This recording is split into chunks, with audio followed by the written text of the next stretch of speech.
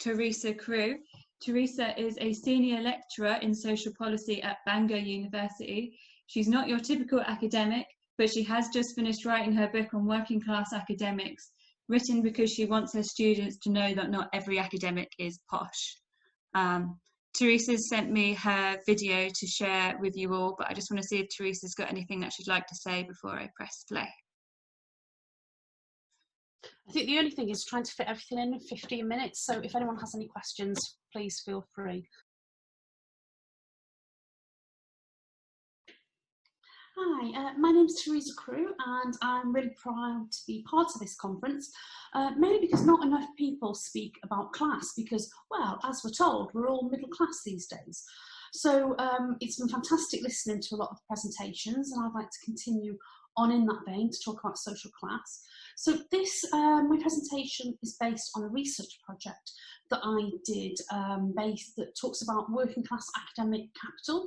So if it's not immediately apparent, I am a working class academic, and that was really brought home to me when I've talked to students, because they would often say things like this. They would talk about, you know, that I was normal or approachable. And at first, I thought that these comments were situated in gender. I thought they were related to me being female.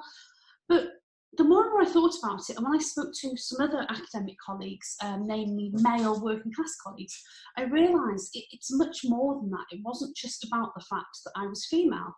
A lot of it was based on that I still live in the same housing estate. I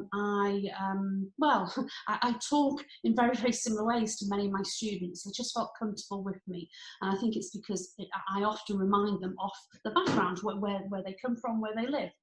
So I decided to do this research project where I interviewed, I've put here it's 87 certified working class academics. We won't get into the issue about, you know, how do you define somebody who's working class academic. I can discuss that in Q&A if you'd like. But I interviewed 87 people. It's actually over 87 people, but that's what I've recorded for now. Recruited people via Twitter, academic conferences. I should note that when I say academic conferences, I actually mean more social science type conferences. So obviously this means that my my sample of these 87 academics tend to be, it's about 2/3 are from the arts and humanities, 1/3 from STEM subjects. Twitter was very, very good to actually recruit people, by the way. I've also utilised these different theories as well by Pierre Bourdieu, who talks about at times the capital that working class people lack in middle class spaces. Yosso Torreyoso, who first used her theories to look at BME groups and the capital that they have, I utilised her theory to talk about, well, no, actually, working class people do have a huge amount of capital in middle class spaces. And then Crenshaw as well, I utilised her to talk about intersectionality, because, you know, there are different intersections of the working class personality. So one of the areas that I looked at was, what are the positive aspects of being a working class academic? And, you know, there is, in the book that I'm writing, unfortunately, there is at least 2 chapters that talk about the negative aspects. But for this presentation, I thought I'd focus on what are the positive aspects. So most people I spoke to, just going back to that picture a moment ago, talked about student support over and over again. I think it might have been at least 3/4, possibly about 80% of my respondents talked about the student support that they provided. And this quotation here by one of my respondents explains why we are so talented, so good at providing student support. One of the reasons being is that, you know, often we are used to, we understand the sacrifices that our students have had to make, our working class students, students from difficult backgrounds have had to make to actually enter university. You know, for instance, they may have caring responsibilities, little, you know, money, little economic capital, and also, you know, talking about a life that doesn't kind of gel with the university experience.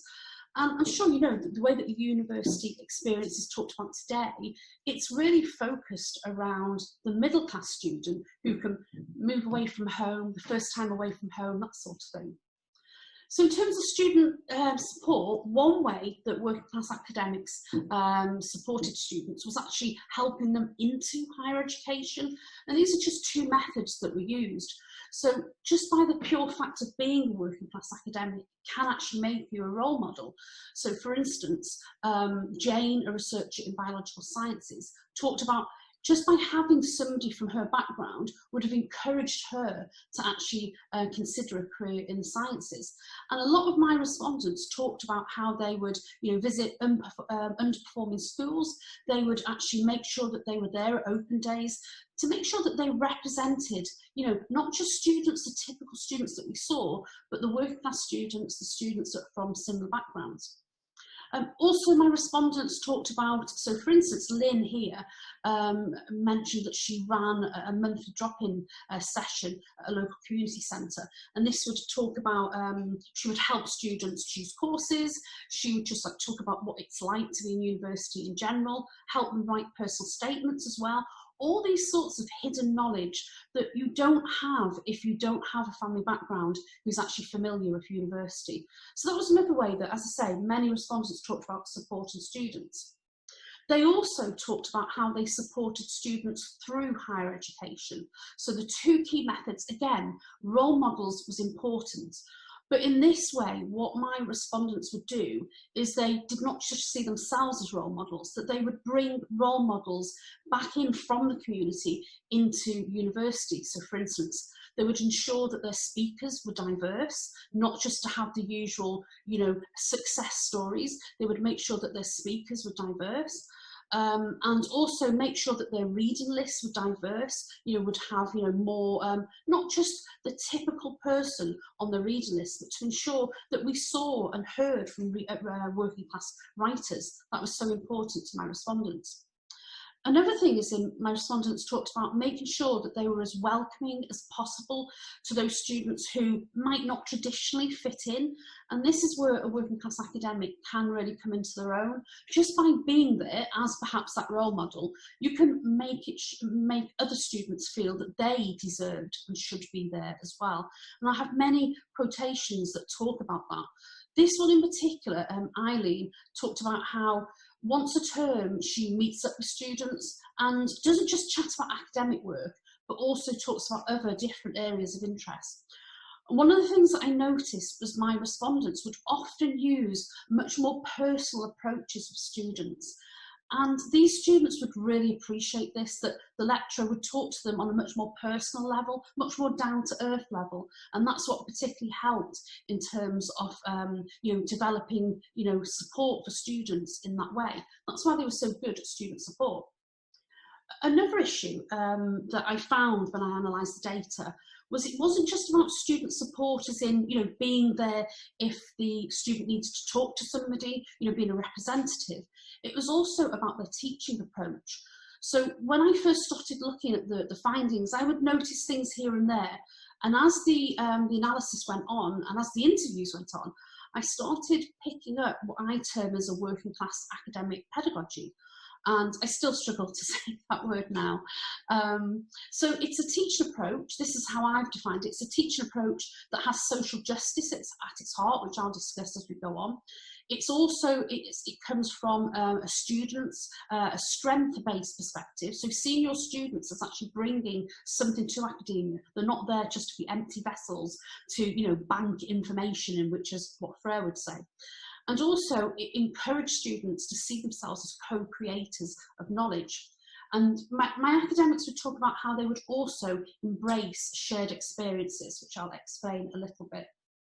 So in terms of embracing shared experiences, there's two examples here from my respondents. So Jamie, a lecturer in history, and Theo, a politics research fellow, talked about how they utilised their own experiences. So Jamie as having family members who were involved in the Battle of Orgreave, and then Theo, a politics research fellow who actually had family members on the Empire Windrush. They utilised both of these experiences in their teaching.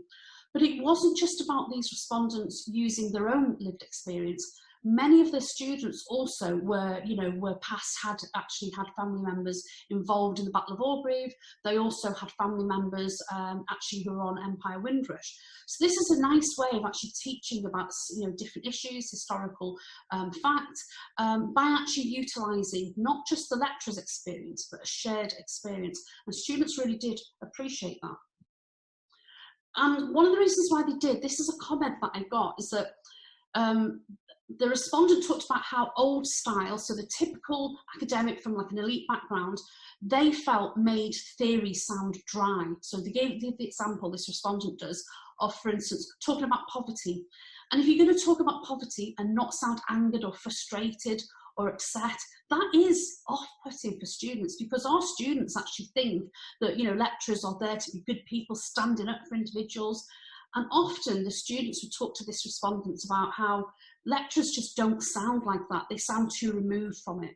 And what was so good, I kept on hearing over and over about working class academics, is they do sound angry and pissed off about some of the, the inequalities that there are in society. So that was one of the issues. Then also they engaged with students from a strengths perspective. So what I mean by this, now Zippin talks about dark or hidden funds. It's supposed to say funds of knowledge, my apologies.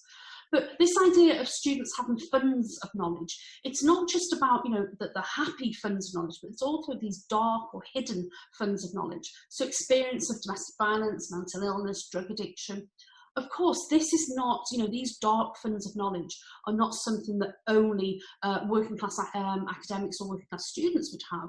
But what I found is the working class academics, again, we're talking about 3/4 of my respondents would mention using, utilising the strengths of students in their teaching.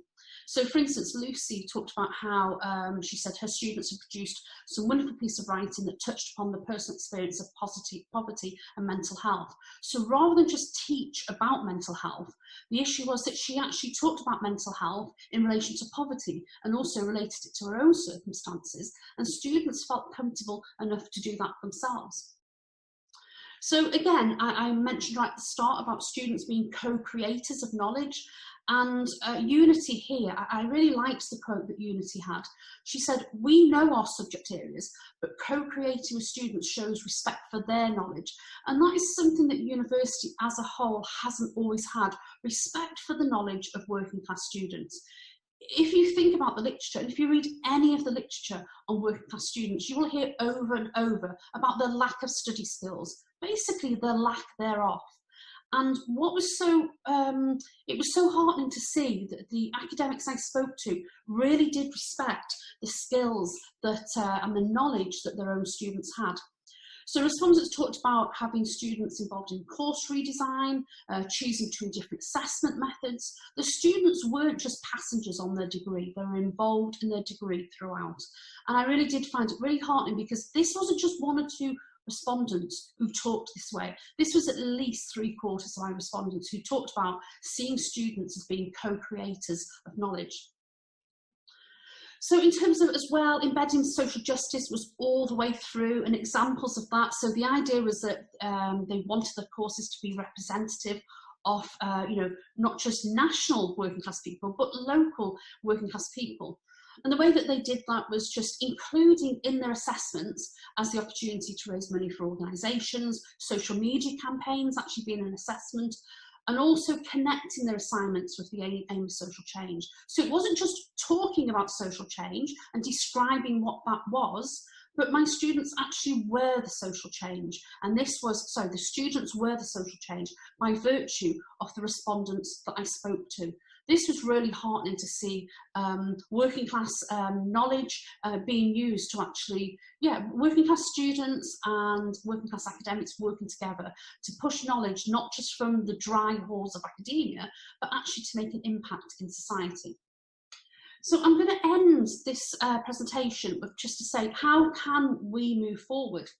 Well, I have a couple of suggestions. Firstly, it's pretty obvious we need to recognise class inequalities. I could produce a much longer presentation talking about the class inequalities that I found amongst the people that I spoke to for this research study. We have to recognise them. Also, we've got to challenge stereotypes. So again, this idea that when we see somebody who is a working class person working in academia, some people would suggest that I'm not a working class person due to my job. But it's these lazy stereotypes that mean because I've now got some form of a traditional education that I've moved out of the working classes. Well, that isn't true, and I won't have anybody impose on me what my identity is. Also, we've got to show solidarity to people, not just for working class people, but others on the margins of academia. We know how few and far between there are lecturers from, with disabilities, lecturers, we only need to look at statistics of black female professors to see, they are woefully underrepresented. So we should be there to support them as well. Reach out to people like yourself, which is why I wanted to do this research study. But also, finally, just to end, remember that you bring your own capital into higher education. The things that you actually bring into academia, for me, beat somebody from a traditional academic background, hands down. If you're a student that I'm speaking to, you bring your own funds of knowledge. So please, I would suggest, don't forget the knowledge that you bring into academia. You're not there just to be spoken at. You can also contribute. Okay. Thank you so much, Teresa.